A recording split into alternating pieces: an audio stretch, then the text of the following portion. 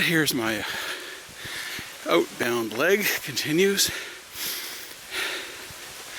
Heading for maybe about 3 miles this way.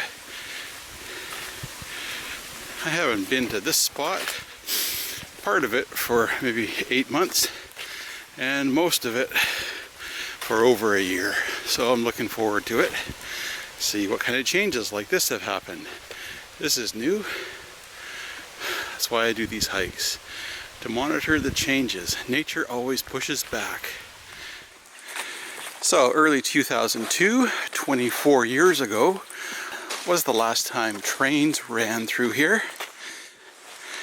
The pulp paper mill in Port Alberni switched to trucks at that time. That was the last customer. Since then, there have been a few authorized uses, like a speeder tour. Last speeder tour was June 2016, and since then it's just been casual, unauthorized use by various people for various things, such as me today.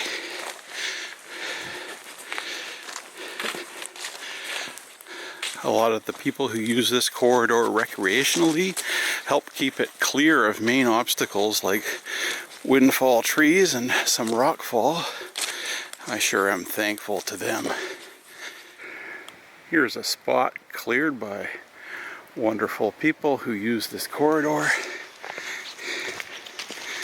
Lots more examples that I'll see today.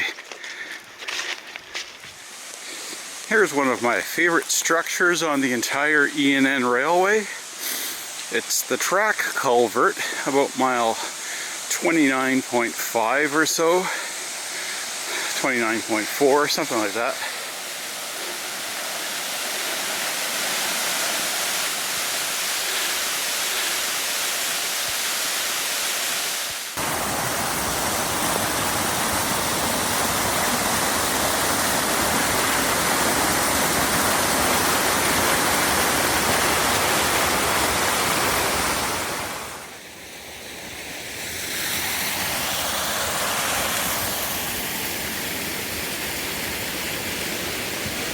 Water through that one, water through that one, a little bit of water in that one,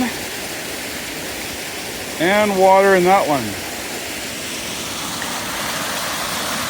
This is the first time that I've seen water in all 4 chutes on this track culvert.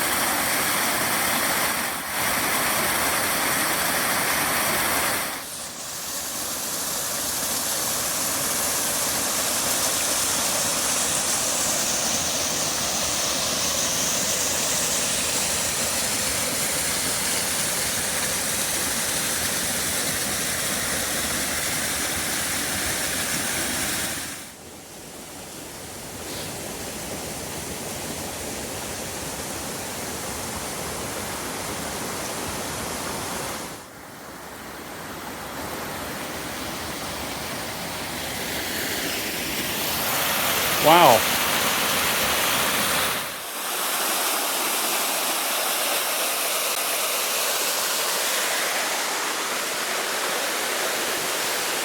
That's a fun, unique structure. I always enjoy seeing it. I think it's the only one of its kind on the E&N. Yeah, they call it a track culvert. It's a lot of mossy ground on this next couple miles. I enjoy walking on it. The ties are hard to see. Okay, I break out a bit. The theme for the next few hours for the sky will be the sun trying to break through the fog. Also just that wonderful diffused light. It's really nice. The other theme will be this sound and the sight. Lots of running water today.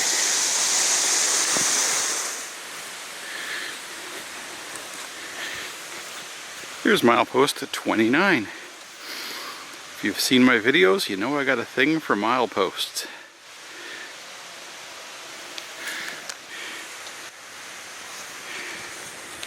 Okay, continue eastward. My turnaround is going to be about mile 26.75 or so.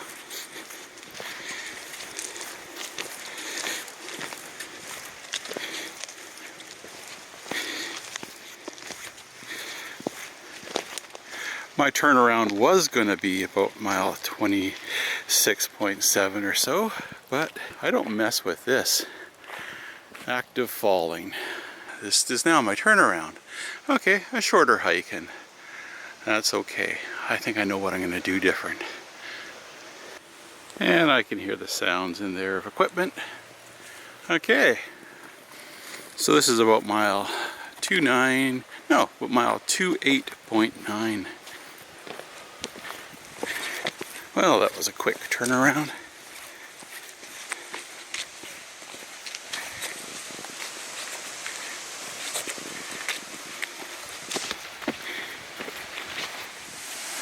I think this gives me some motivation to come back, maybe later in the spring.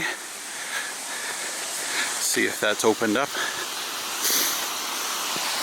Oh yeah, the waterfall.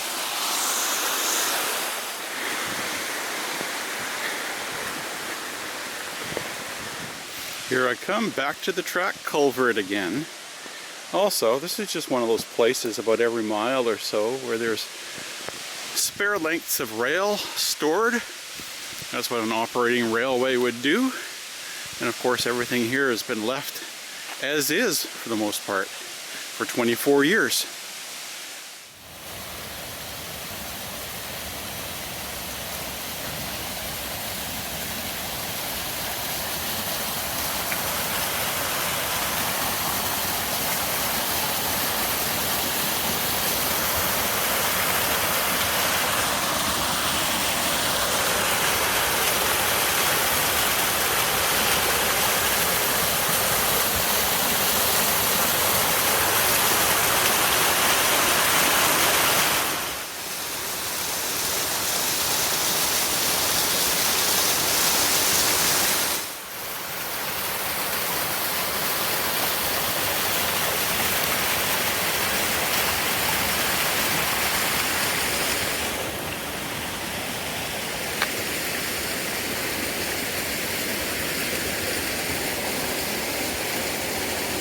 Oh yeah, I like this one.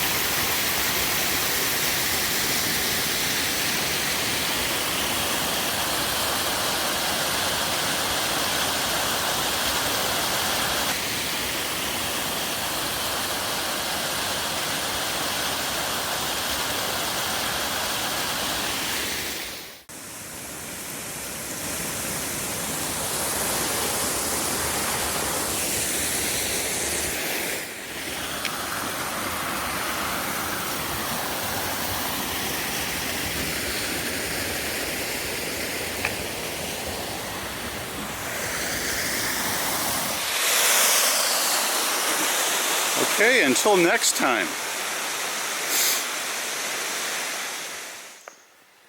I got the morning sun behind me, doing a nice job of lighting things up.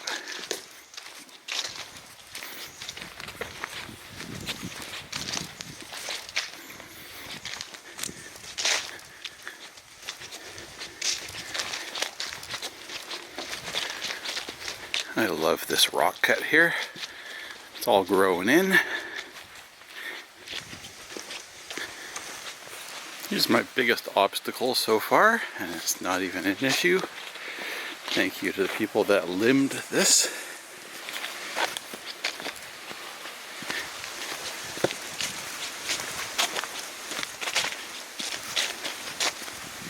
Okay, so I'm going to go straight, some railway westward, to the trestle and beyond.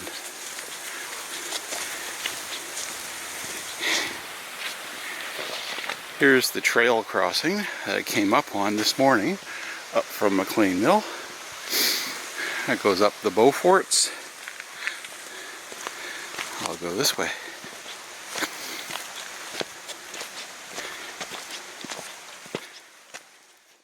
So here's the location of my hike. Vancouver Island on the coast of British Columbia, and the red mark shows the area north of Port Alberni. The E&N's Port Alberni Subdivision runs from Parksville on the right to Port Alberni on the left, and the red circle shows my hike area. The close-up map shows my start and end point, McLean Mill National Historic Site. I started by walking through the mill site and then up to the E&N Railway via a series of trails. My intention was to walk eastward for 3 miles, but I needed to stop after less than a mile because of an area closure for active falling because of logging happening on the slope above the railway. So I turned around there and I walked westward for 4.4 miles, all the way to mile 33.3 at Smith Road. Then I walked back to the McLean Mill parking area, partly roadside and partly on the mill spur track. My entire hike was approximately 7 miles or 11 kilometers, and it took me about 4 hours. Here's the portion of my hike covered by this video in the series.